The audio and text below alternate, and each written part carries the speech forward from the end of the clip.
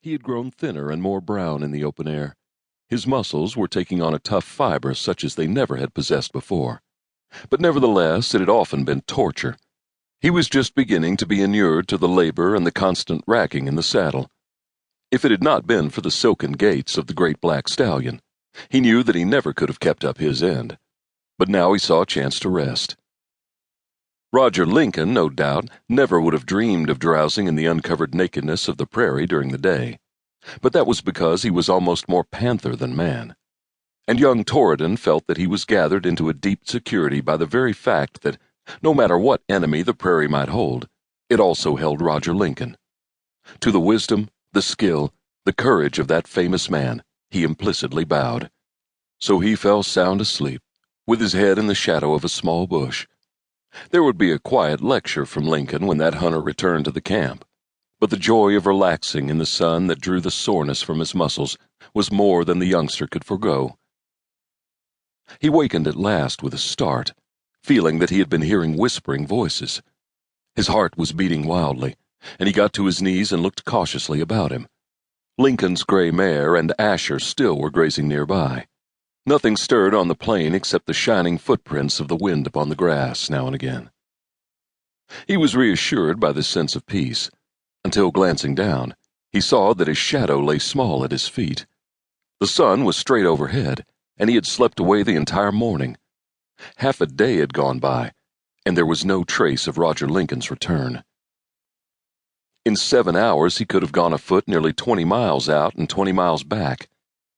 But it might be that, starting back with a heavy load of newly shot game, he had stepped in a hole and wrenched an ankle.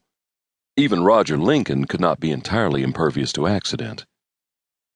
Torridon made up 2 packs, carefully, like a schoolboy working to please a master, for Lincoln was a shrewd and keen critic of everything that his pupil did. He knew how to make silence thunder with his displeasure. When that work seemed fairly well done, then he mounted Asher, and taking the gray on the lead, he began to ride through the prairie.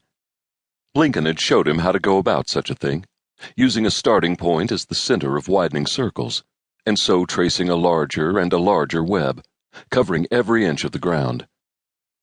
For 2 hours he kept Asher in brisk motion. At the end of that time he paused at the verge of a riverbed, and began to arrange his thoughts. There had been no sight, and there had been no sign of his companion. Though from the back of a horse, 6 times he had been on low hillocks, from which the plain was visible for many miles around, nothing had moved into his ken. He freshened his grip on the heavy rifle that he had learned to balance across the pommel of his saddle, and fought back the panic that leaped up in his breast. Something had happened to Roger Lincoln. He swallowed hard when he thought what that meant. Fort Kendry, where he hoped to find Nancy Brett, still was 8 days' march away from them, Lincoln had said, and as for its direction, he had only the slightest idea. He could see now that he had been following the great scout with half of his brain asleep, trusting blindly to the guidance of his companion, and never trying to think out the trail problems for himself. He was lost, then. He was totally lost. Across his mind went grim memories of tales he had heard from Lincoln about the plains. Men who wandered for weary weeks, with no game in sight, with no glimpse of a human being, until chance saved them, saved 1 out of 100 who passed through such a time.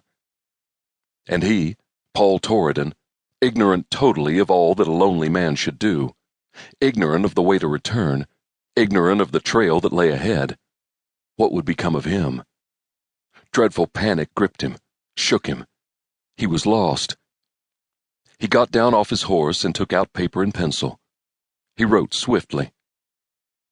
To whoever finds my body, if my gun and my horse are near, you are welcome to them. Treat the horse well.